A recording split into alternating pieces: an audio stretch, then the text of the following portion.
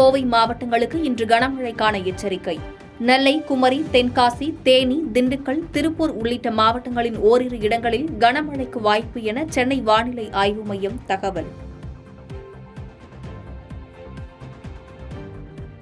டெல்லியில் கொட்டி தீர்க்கும் தென்மேற்கு பருவமழை. நகரின் முக்கிய சாலையில் வெள்ளம் பெருக்கெடுத்து ஓடியதால் இயல்பு வாழ்க்கை பாதிப்பு.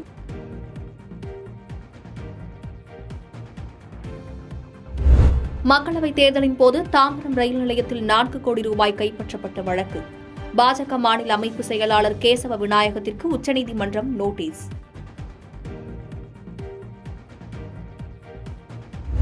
அதிகரிக்கும் தென்மேற்கு காற்றின் காரணமாக தமிழ்நாட்டில் காற்றாலை மூலம் கடந்த 1 மாதத்தில் 4000 மெகாவாட் மின் உற்பத்தி.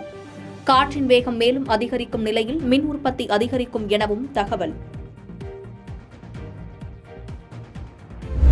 காவிரி விவகாரத்தில் டெல்டா மாவட்ட விவசாயிகளுக்கு துரோகம் விளைவித்த அரசு திமுக. காவிரி விவகாரத்தில் தமிழ்நாட்டை பாலைவனமாக்க திமுக அரசு முயல்வதாக முன்னாள் அமைச்சர் ஜெயக்குமார் சாடல். ஆனால் அதற்கு ஒரு பொருத்தமுடைய ஒரு இயக்கம் என்று சொன்னால் அது அனைத்து அண்ணா திராவிட முன்னேற்ற கழக இயக்கம் தான். ஆனால் பெருந்தலைவர் காமராஜர் ஒரு நீர்நிலைகளை மேம்படுத்த வேண்டும் என்ற வகையில் அணைகளை கட்டியவர்.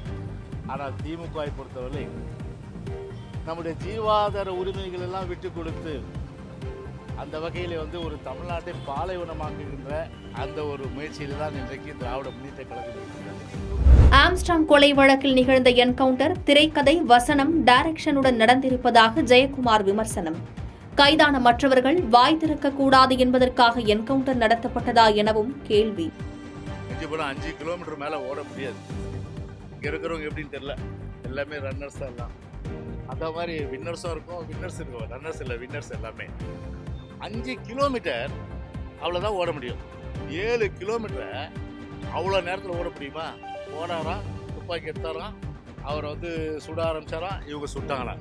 என்ன அருமையான ஒரு திரைக்கதை, வசனம், டைரக்ஷன்லாம் அருமையாக பண்ணியிருக்காங்க. ஆம்ஸ்ட்ராங் கொலை வழக்கில் கைது செய்யப்பட்ட 10 பேர் மீது குண்டர் தடுப்புச் சட்டத்தின் கீழ் நடவடிக்கை. கைதான 11 பேரில் ஒருவர் என்கவுண்டர் செய்யப்பட்ட நிலையில் 10 பேர் மீது நடவடிக்கை என சென்னை காவல் ஆணையர் அருண் பேட்டி. விக்கிரவாண்டியில் திமுக பெற்றிருப்பது தோல்விகரமான வெற்றி. சூழ்ச்சியின் மூலம் வெற்றியை பெற்று திமுக கொண்டாடுவதாகவும் தமிழிசை சவுந்தரராஜன் விமர்சனம். விக்கிரவாண்டியில் அவர்கள் பெற்ற வெற்றியை கொண்டாடி கொண்டிருக்கிறார்கள். இது வெற்றியே கிடையாது. என்ன கேட்டால் தோல்விகரமான வெற்றி தான் அவர்களுக்கு இன்னைக்கு கிடைத்தது.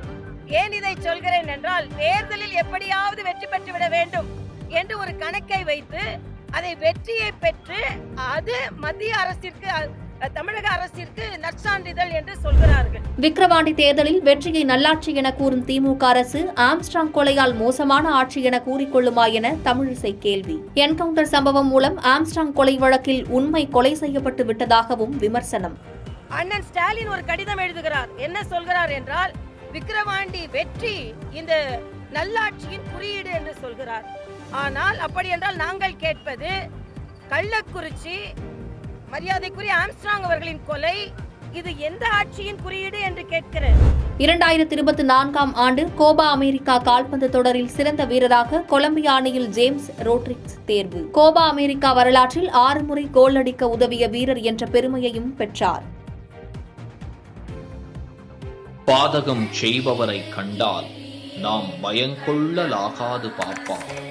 மோதி மிதித்து விடு பாப்பா, அவர் முகத்தில் உமிழ்ந்து விடு பாப்பா. அண்மை செய்திகளை உடனுக்குடன் தெரிந்து கொள்ள இணைந்திருங்கள் இயம்நாடு தொலைக்காட்சியுடன்.